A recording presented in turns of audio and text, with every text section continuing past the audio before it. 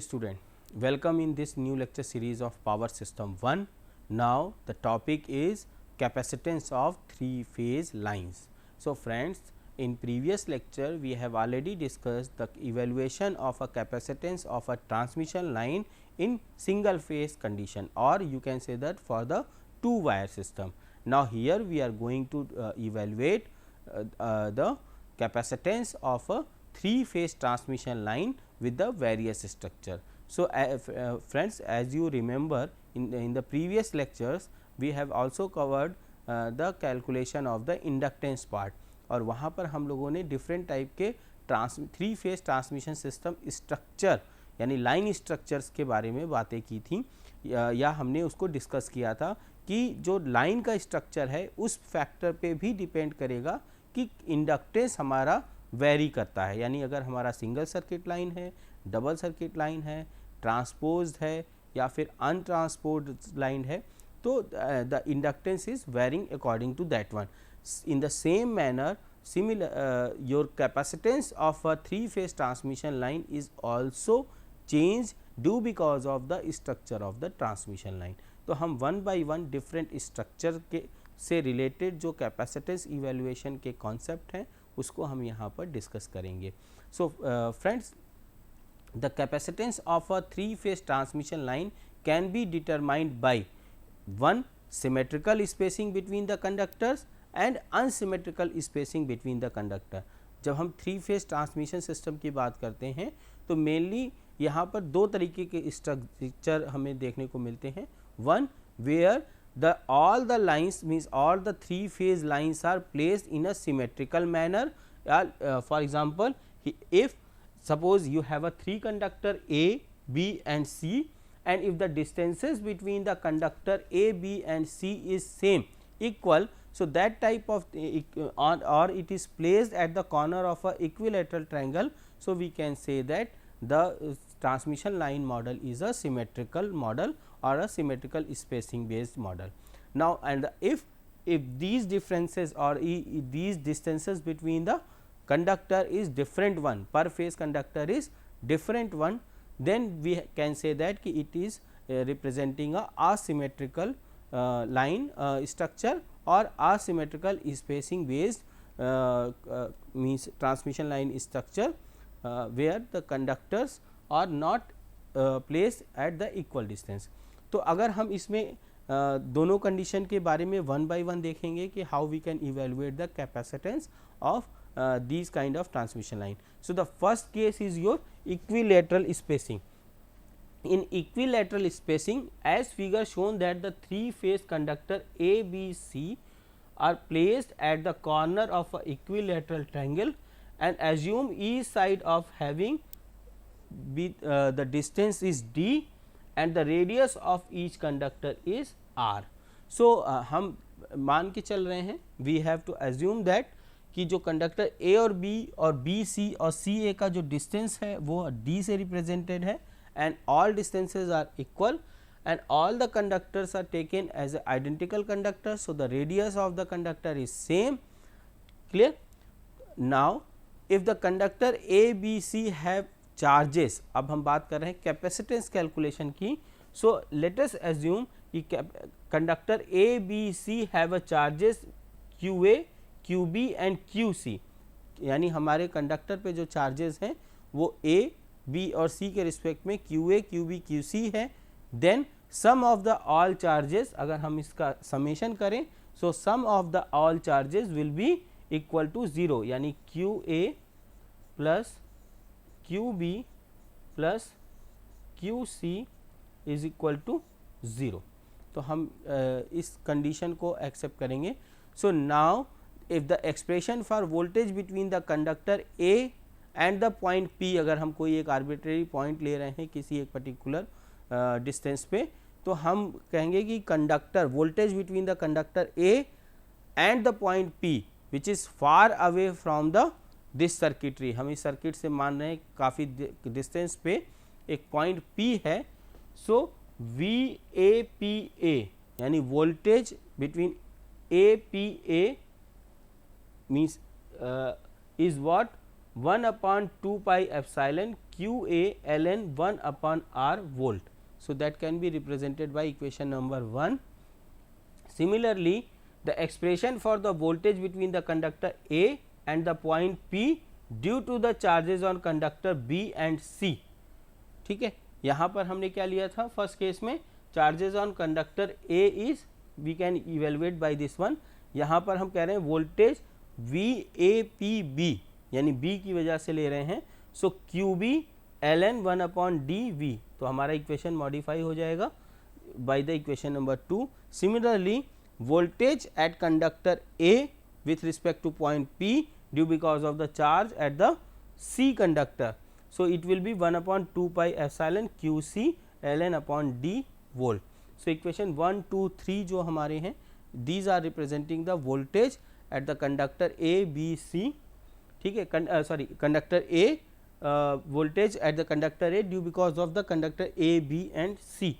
So, the potential difference between the conductor A and the point P due to the charges QA, QB and QC can be represented as VAP is equal to 1 upon 2 pi epsilon you can take outside and add the other part, means the total summation of VAPA plus VAPB plus VAPC यानी तीनों conductor के charges की वजह से जो point A पे conductor A पे जो हमारा टोटल वोल्टेज होगा, that is the summation of all. So, that can be represented as equation number 4, and if you simplify it then you can get 1 upon 2 pi epsilon QA ln 1 upon R plus QB plus QC.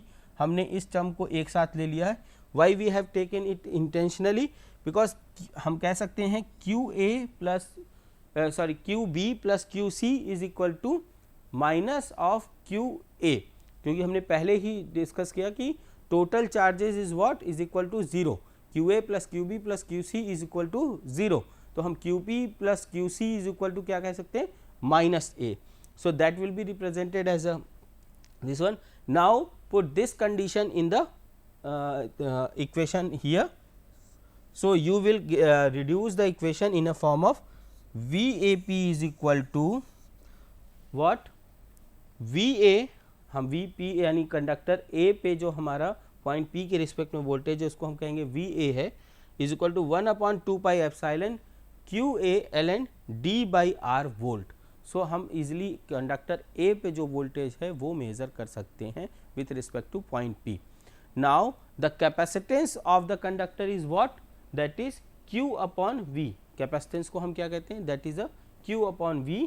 तो वहाँ से हमने equation को previous equation number 4 को यहाँ पर put किया, and if you solve it then you will get the value is equal to 10 to the power -9 upon 18 ln D by R farad per meter. So, that is the capacitance of a conductor A. Because of the symmetrical system, the capacitance of all the conductors are same. क्योंकि system हमारा क्या है, symmetrical है, तो हम कह सकते हैं कि सभी कंडक्टर का जो हमारा कैपेसिटेंस होगा वो क्या होगा, वो सेम होगा. ठीक है ना, हर एक के लिए. तो हम यानी this is the uniform equation for capacitance of a conductor पर phase per meter conductor. So, the if on the basis of that if we are evaluating the charging current per phase 3 phase system, तो charging current क्या होगी, j omega C VPH, यानी point P के respect में हमने जो voltage evaluate किया वो लिया. So, where C is the capacitance per phase and VPH is the voltage per phase. तो VA क्या है हमारा, पर फेज वोल्टेज है. तो हर एक फेज की वजह से एक चार्जिंग करंट होगी IC. So we can easily evaluate the charging current in the transmission system. और ये एक बहुत इम्पॉर्टेंट वेरिएबल है, आप कह सकते हैं पार्ट है हमारे ट्रांसमिशन सिस्टम का. Due because of the capacitance of a transmission line there is a one partial current जिसको हम चार्जिंग करंट बोलते हैं, वो फ्लोट करती है सिस्टम के अंदर. तो उसी ये भी इवेलुएट करना हमारे लिए बहुत इंपॉर्टेंट है, बिकॉज ओवरऑल सिस्टम का जो ट्रांसमिशन करंट और पावर रिलेशन है वो सारा हमारे इसमें चार्जिंग करंट भी अपना एक मेन इम्पॉर्टेंट रोल प्ले करता है. So now on the basis of these mathematical expression we will try to solve a one numerical problem. Let us a 3 phase 50 Hz 66 km overhead transmission line has its conductor arranged at the corner of equilateral triangle with the distance of the 3 meter and the diameter of the conductor is 1.5 centimeter is given. So, now and the total length of the line is what 100 kilometer. So, how we can calculate the charging current? So, spacing between the conductor is 300 centimeter we can easily get, then diameter of the conductor is 1.5 centimeter. So, the effective radius of the conductor is what, that is 0.75 centimeter. Now, if ये radius होगा, now if we are calculating the effective radius of each conductor, so r dash is what, we can multiply with the 0.7788 into से multiply करेंगे into 0.75 centimeter, then you will get the value is what, that is 0.5841 centimeter. Now, operating voltage per phase क्या होगा, that is 66 divided by root 3, क्योंकि 66 kV voltage दिया हुआ है. सो पर phase कैसे कैलकुलेट करेंगे, that is 66 divided by root 3 पर फेज वोल्टेज इनटू 1000 मीटर. तो आप इससे वोल्टेज निकाल सकते हैं कि आपका पर फेज कितना, सॉरी किलो वोल्ट है. So multiplied by the 1000. So in terms of voltage the volt it is 3000 sorry it is a 38,105.1 volt. तो ये हमारा पर फेज वोल्टेज होगा. Now if we calculate the inductance per phase, so inductance per phase L is equal to 2 into 10⁻⁷, that already we have discussed in the previous lectures, and on if you put the value in this formula you will get the inductance of this line is 1.248 millihenry per kilometer. Now, the inductance for the 100 kilometer you just multiply with the total length of the transmission line, then you get the finally you will get the value is 0.1248 Henry. Now, if we are talking about the calculation of the capacitance per phase, so 3 phase circuit में जो हमने derive किया formula C is equal to 2 pi epsilon upon ln d by r. So, you put the values from there. So, you will get that is a 9.28 nanofarad per kilometer. Now, capacitance for 100 kilometer multiplied by your what distance of the transmission line, you will get 0.928 microfarad, and the charging per phase IC is what, j omega c Vph ampere. So, now put the values here. So, you will get that the total charging current for the this particular structure of a transmission system for 100 kilometer line is what, 11.11 ampere. So, this is the overall calculation part of a capacitance of a equilateral 3 phase transmission system. Now, next is your unsymmetrical 3 phase system with transposition. Friends, as you know हम लोगों ने previous lectures में भी discuss किया था कि when we are talking about the unsymmetrical transmission line, तो unsymmetrical transmission line में mainly हम क्या करते हैं कि transposition करते हैं या फिर non transposed line को use करते हैं.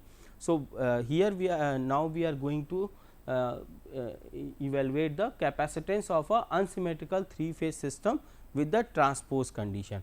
So, for a 3 phase unsymmetrical system, when it is untransposed, then the capacitance between conductor to neutral of the 3 conductors are unequal, whereas for the transposed system the average capacitance of each conductor neutral is the same. तो सभी के लिए same होता है. So, the 3 position for the conductors are shown here. अगर हम यहाँ पर देखें तो 3 positions हमारी शो की गई है, 1 2 3 A B C. नाउ इधर अगर इस केस में देखिए 1 2 3 पोजीशंस पे कंडक्टर की लोकेशन क्या है, A C B, and again it is transpose. तो ट्रांसपोज करने के बाद हमने इसकी लोकेशन चेंज कर दी है, दैट इज़ पोजीशन 1 2 3 पोजीशन 1 पे. Now the conductor B is here, C, and correspondingly the third conductor is A. So, by this we can transpose the transmission line, unsymmetrical space transmission line को हम transpose कर देते हैं. और उसका main purpose क्या होता है ट्रांसपोजिशन का, to equalize the overall capacitance and inductance of the transmission system due because of the unsymmetry. So, from this figure let us consider a point P which is far away from the system. Again the same procedure. the potential difference between the conductor A and point B due to the charges QA, QB and QC. Again repeating the same steps. तो हम conductor A को पे हम ले रहे हैं position 1 के according. So if conductor A is placed at the position 1, so the voltage is what?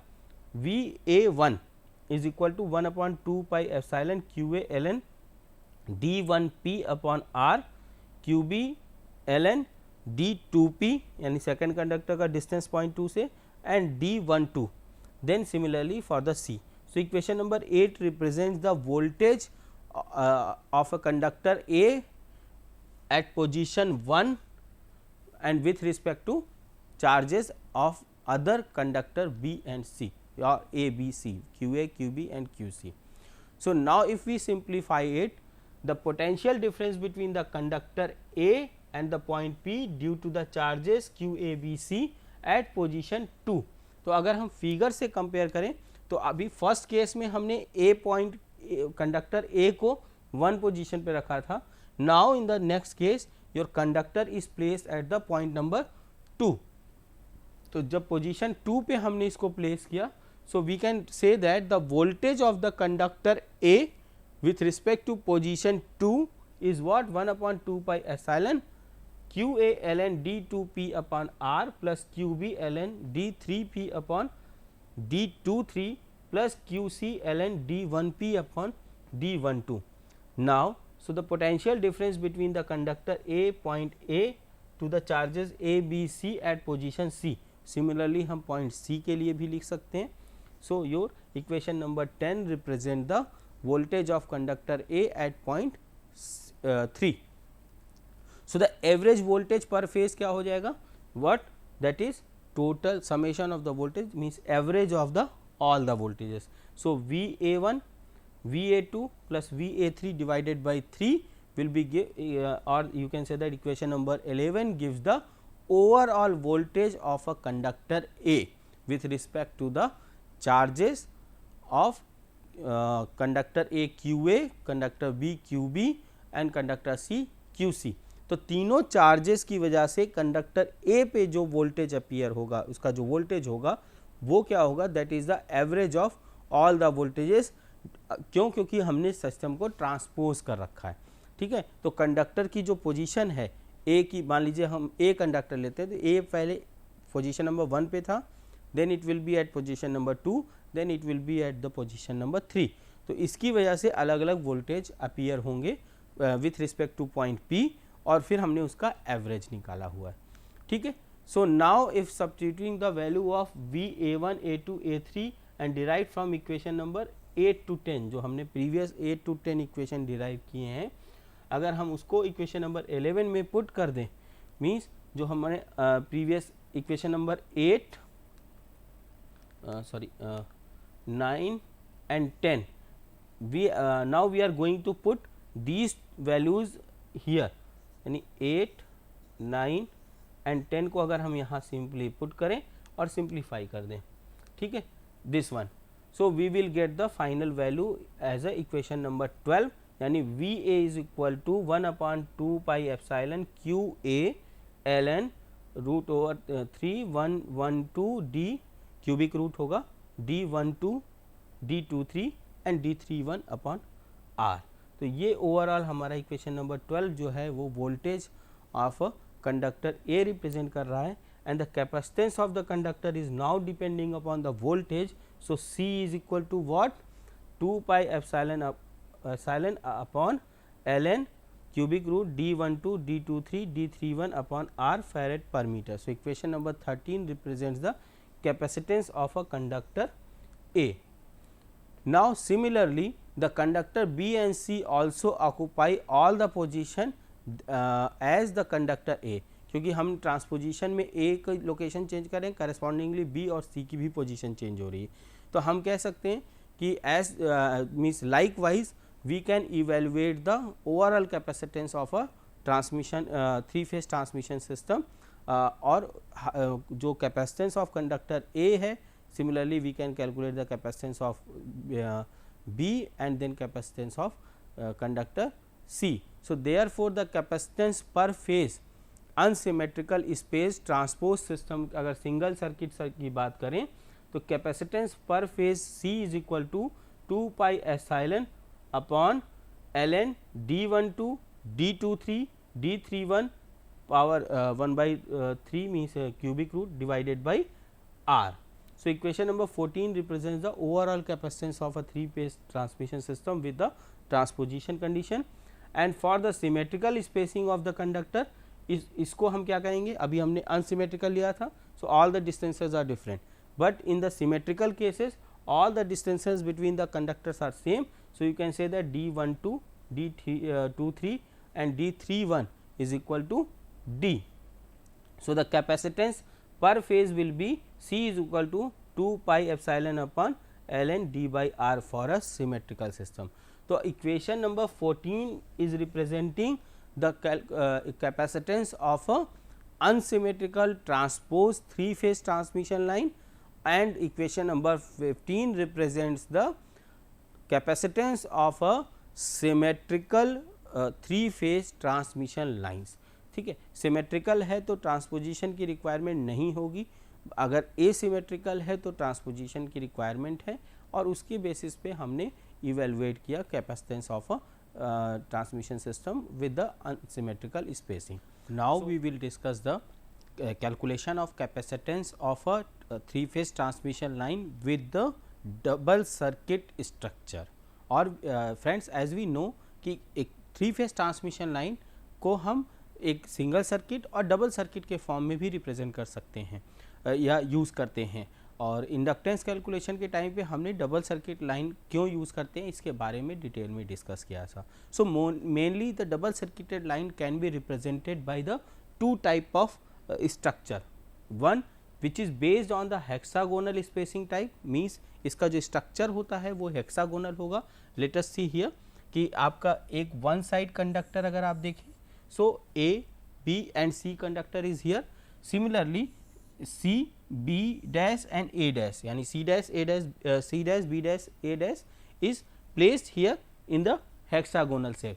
और सेकेंड टाइप होता है हमारा फ्लैट वर्टिकल स्पेसिंग, जो हम आगे देखेंगे, यानी ऐसी सर्किट जहाँ पर एक साइड में A B C, दूसरे साइड में आपका C dash B dash और A dash एक वर्टिकल स्पेस में होता है.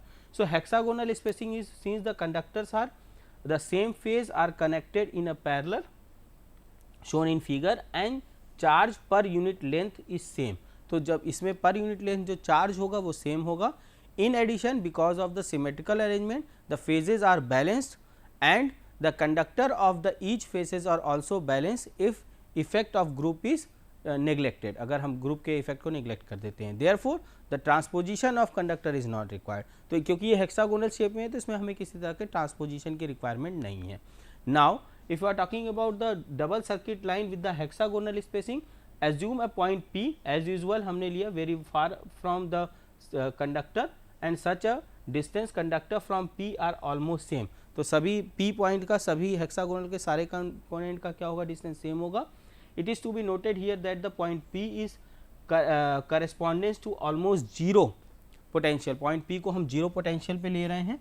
So the potential of the conductor with respect to point due to the charge on the conductor itself and the charges of conductor B C A B C is given as, यानी conductor A पे जो हम voltage ले रहे हैं with respect to the other conductor A B C A dash B dash C dash, तो हम उसको अगर जैसे हमने प्रीवियसली डिफाइन किया था, we can write in a form of this one and we will get the equation number 1 here A dash B dash C dash.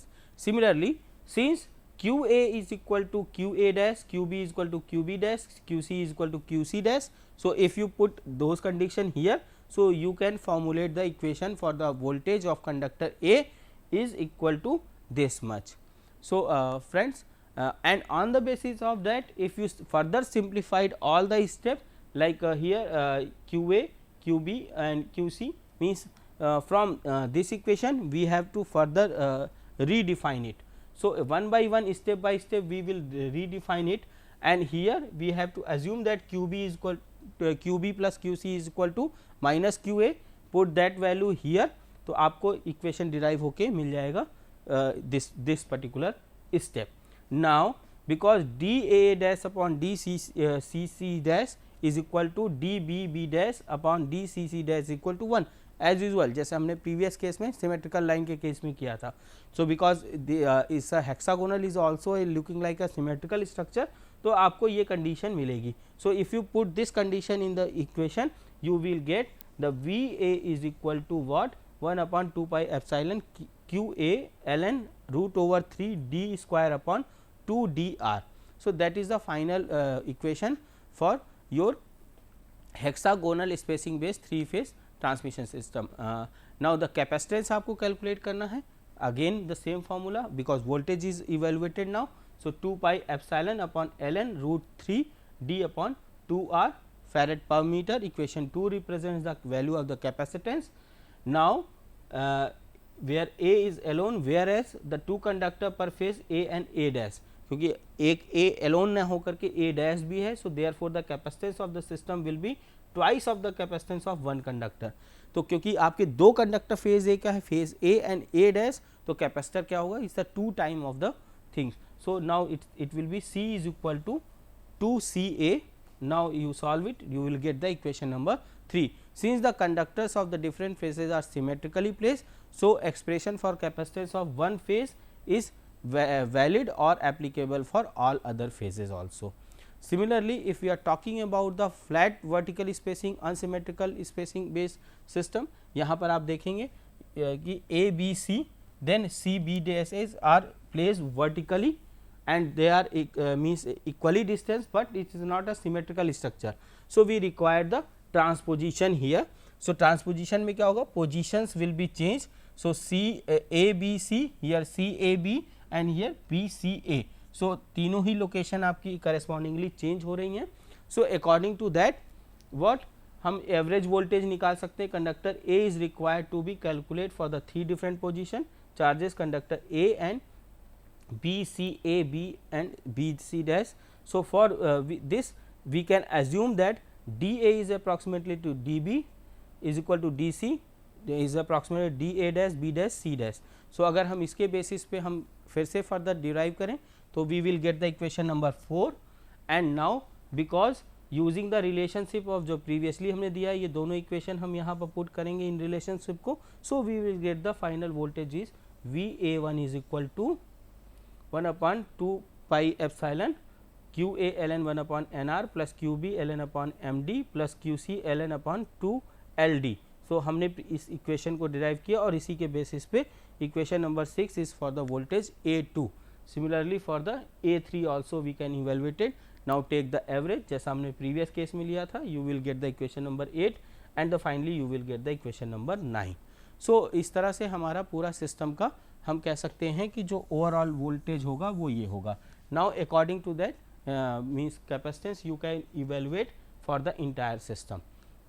So now if we solve the a problem related to this one, तो problem में आपका differences given है. Now directly you can put the values of the D R and D here and you can solve directly the value of the capacitance by using the formula. Similarly you can solve the problem for the vertical spacing also.